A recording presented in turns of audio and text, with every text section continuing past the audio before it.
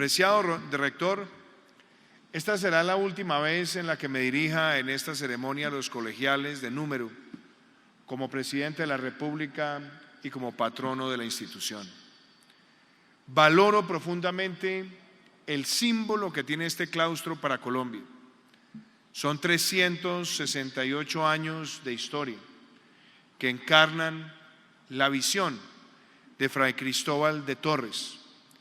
y que, como lo planteaban desde el momento embrionario de este claustro, recoge el sentido de lo que es verso de universalidad,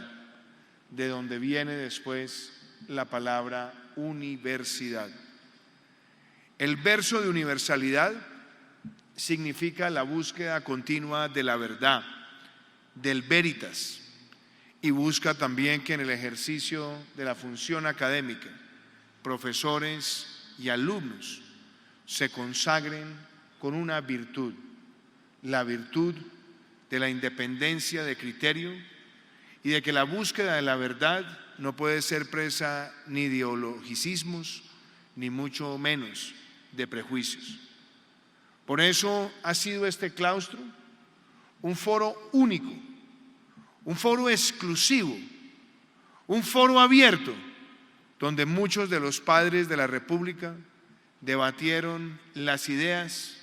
los anhelos y las añoranzas de libertad y de democracia. Por eso hoy me dirijo a ustedes, apreciados colegiales, para expresarles mi profunda admiración. Ustedes reciben este honor por sus méritos académicos, por su disciplina, por su conocimiento, pero también porque hay una autoritas que ustedes van a seguir transmitiendo a quienes continúen esta bella tradición, que preserve y sea garante de todos los principios rectores de este claustro, pero que al mismo tiempo contribuyan al presente y al futuro de nuestra nación. Esta ceremonia, que nos llena a todos de regocijo, ocurre en un momento paradójico del mundo. El mundo sigue enfrentando una cruel pandemia que nos ha arrebatado vidas en todos los lugares del planeta, y también se da en el marco de un proceso de reactivación en el mundo, de tratar de recuperar los estragos que nos dejó esta pandemia, recuperar el momento anterior y poder vislumbrar un futuro de esperanza. Pero se da también tristemente en un momento de viles agresiones a la soberanía y a la integridad de una nación. Se da en el momento en el que los discursos sectarios hoy tratan de justificar lo injustificable. Y por ello, bueno es que a la distancia y en la remembranza de los principios fundadores de este claustro y de las batallas que dieron muchos de sus estudiantes y profesores para darnos la libertad y el principio de la República,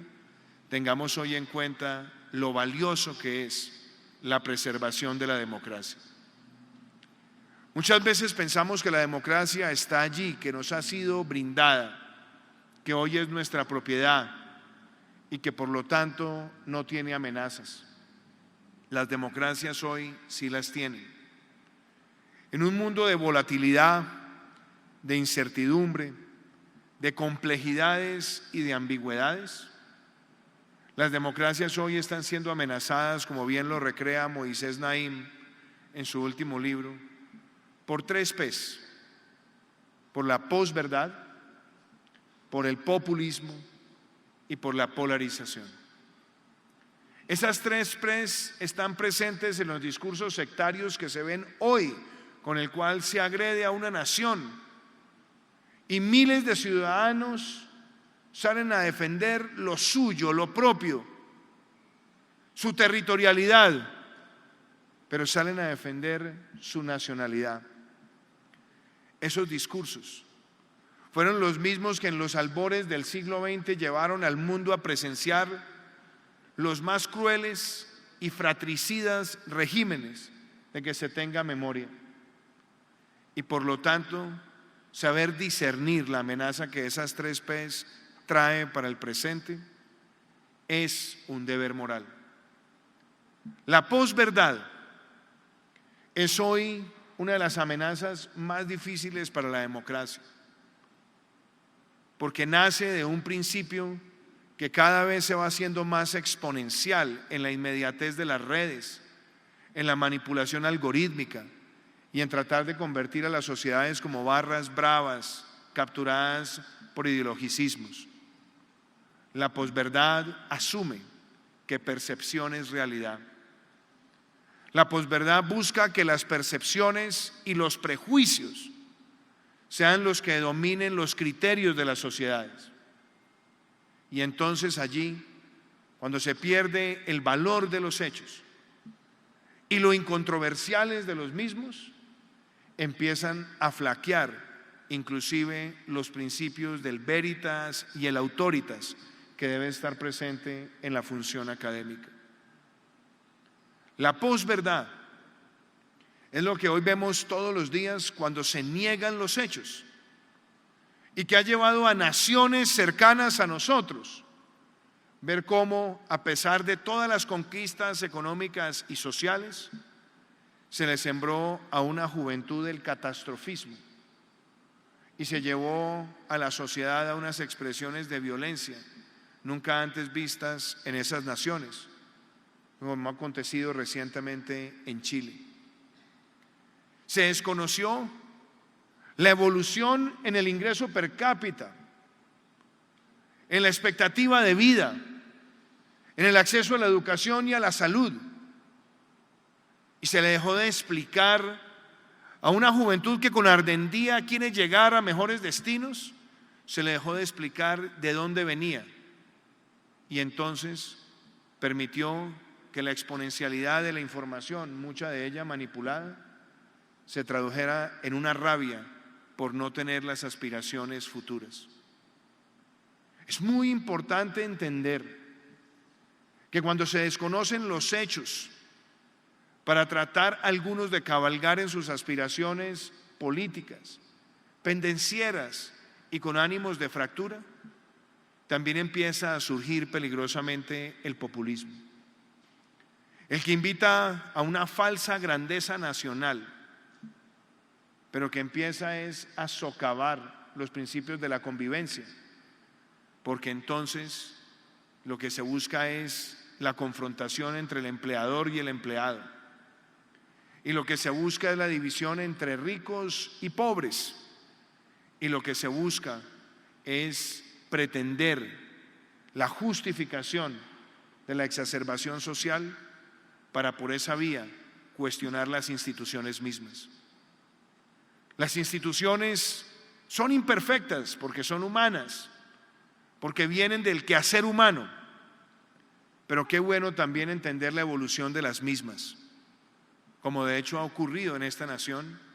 y en una muy buena parte por el aporte que este claustro le ha traído a nuestra historia. Es muy fácil contestar encuestas, y encuestas que pueden tener lecturas de momento, coyunturales, pero qué importante también ser capaces de llevar a la sociedad a valorar que una nación como la nuestra se ha fortalecido en el tiempo, que celebra 200 años de su primera constitución y que esa constitución consagraba en su artículo 3 los principios de la seguridad, de la libertad, de la fraternidad y de la equidad. Hoy más que nunca tenemos que saber entender que esos discursos del populismo y la posverdad son los que hoy tienen en vilo a una nación que con esfuerzo ha luchado por su democracia, y son los discursos que le han vendido a otra sociedad para agredir, para apelar a la más cruel violencia y tratar de desconocer la evolución propia de la soberanía reconocida también por declaraciones de la Asamblea General de Naciones Unidas. Y si a esa P del populismo y a esa P de la posverdad se le suma la polarización, vamos entendiendo por qué la moderación y la sensatez pareciera ya no tener cabida en el mundo político de hoy. Hoy se premia más la altisonancia, los likes, muchas veces los discursos faranduleros, si se quiere ver así, que la invitación sesuda a abordar las políticas públicas con la gradualidad que muchas veces requiere o con la impopularidad que muchas veces demanda para poder construir sentidos sostenibles de respuesta desde lo público a las necesidades nacionales. Esas 3 P's que nos amenazan deben ser vencidas y pueden ser vencidas. Y la mejor forma de vencerlos es con los principios que tiene el verso de universalidad. Porque cuando vemos una nación que en medio de las adversidades más profundas de su historia reciente se consolida como una de las naciones que más crece en el mundo, que en los índices de resiliencia para enfrentar la pandemia hoy se sitúa al frente de América Latina, y cuando vemos que se ha recuperado más del 80% de los puestos de trabajo perdidos, y que como nación estamos viendo la mayor inversión en kilómetros de infraestructura inaugurada, solamente comparable en los últimos 4 años con los primeros 25 años de concesiones viales,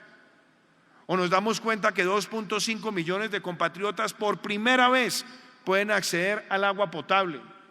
y que se cierra la brecha en un 50% de la demanda de electricidad en tan solo 3 años y medio,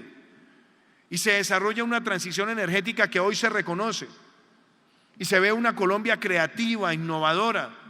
propicia para las nuevas tecnologías, a las cuales también esta universidad ha apostado. Podemos entonces entender que hay unas razones para el optimismo, sin que ese optimismo signifique que se dejen de ver los problemas que tiene nuestra nación. Porque es cierto, nuestra nación sigue teniendo quebrantos, necesidades y deudas históricas sin saldar con muchos lugares del territorio. Pero también se han ido dando progresos, como dejar la educación universitaria pública gratuita para los estratos 1, 2 y 3, y pasar de 3 millones de beneficiarios de programas sociales a 10 millones de beneficiarios, y de ver cómo en nuestra nación hoy logra mantener una política de paz con legalidad que llega a 170 municipios afectados por la violencia, que hoy tiene la mayor inversión pública que hubiera aspirado. No con esto pretendemos hacer, ni mucho menos, una rendición de cuentas, pero sí una investigación clara de cómo los hechos tienen que ser lo suficientemente contundentes para que no se siembre catastrofismo en la sociedad. Que la función de ustedes, colegiales, más allá de sus creencias políticas, ideológicas y religiosas, si se quiere, esté por encima esa búsqueda de la veritas, y donde los hechos sean el principio a partir del cual no se cree en el adanismo, sino en la evolución propia de una nación que en democracia ha logrado alcanzar resultados que le merecen el reconocimiento internacional. Hoy quiero invitarlos a que como colegiales sigan sembrando eso en sus colegas, en esos estudiantes que los ven a ustedes con sus togas, con sus medallas y con sus diplomas, y que tienen el anhelo de algún día estar sentados allí, porque son muchos los colegiales que han llegado muy lejos en la ciencia, en la política, en la academia, en el emprendimiento, y que como colegiales se siguen arropando cual una sana logia donde quieren seguir contribuyendo al devenir nacional. Hoy ustedes son símbolos de esa juventud que en el mundo tiene bríos y anhelos, pero que esos bríos y anhelos no pueden caer en la manipulación política de los que quieren la fractura y la división. Que esa juventud debe seguir siendo vigorosa e independiente, analítica, entusiasta, soñadora, pero también respetuosa de que las instituciones nadie nos las ha regalado, y que pretender desafiarlas muchas veces no puede servir a las causas iconoclastas de otros. las dudas que tengamos frente a las instituciones y que ustedes tengan, los cuestionamientos, conviértanlos en el motor para que ustedes mismos desde adentro puedan contribuir a su reforma y su desarrollo. Y sigan de manera incesante promoviendo el conocimiento, porque en el conocimiento no hay verdades absolutas. En el conocimiento hay tesis, hay hipótesis, se controvierten, se desafían y constituyen verdades incontrovertibles cuando ninguna de las hipótesis logra derrumbarlas. Ese principio del método científico, que también ha sido fielmente interpretado por los más grandes humanistas de este claustro y por los más destacados científicos, es lo que requiere nuestra sociedad, y ustedes deben ser el motor para seguirlo alcanzando. Colombia es una de las democracias más antiguas de este continente. Es una de las democracias que ha tenido menos quebrantos desde su nacimiento, y por lo tanto el veritas para derrotar el populismo, la posverdad y la polarización es el deber mismo de la protección de la democracia. Que esta ceremonia, mi última ceremonia como patrono de la institución, acompañando a los colegiales de número, sea también un reconocimiento a la labor que los docentes, los rectores, los colegiales, los conciliadores y quienes han sido y son y serán los promotores del conocimiento presente y futuro, para que no dejemos que nuestra nación sea carente de los grandes debates. Hoy estamos a puertas de un proceso electoral en Colombia, y es triste cuando hay voces que pretenden ignorar lo que ocurre en otros lugares del mundo, porque lo que hoy pasa en Ucrania puede pasar en cualquier otro lugar, mucho más cuando se ven discursos xenófobos, autoritarios, totalitarios,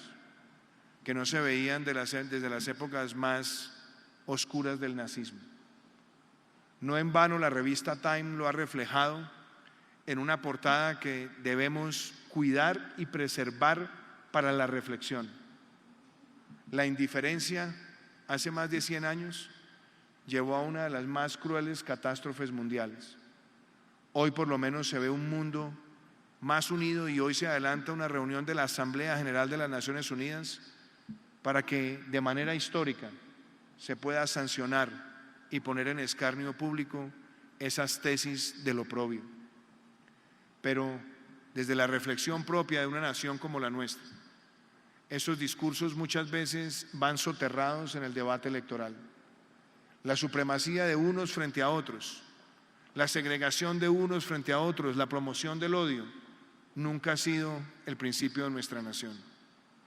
Nuestra nación ha sabido manejar las diferencias y en medio de las diferencias sortearlas, y ese es el gran triunfo de la Constitución del 91, de su Constitución, a la que seguramente también ustedes aspirarán a hacerles reformas. Hoy los invito a que esa fuerza del colegial, que pone la academia y la veritas por encima de los prejuicios, de los quereres y de las percepciones, sea lo que ustedes irriguen para los colegiales futuros, y que pueda esta universidad contribuir, como lo ha hecho hasta ahora, al sano debate de las ideas y a la búsqueda incuestionable de la verdad. Muchísimas gracias.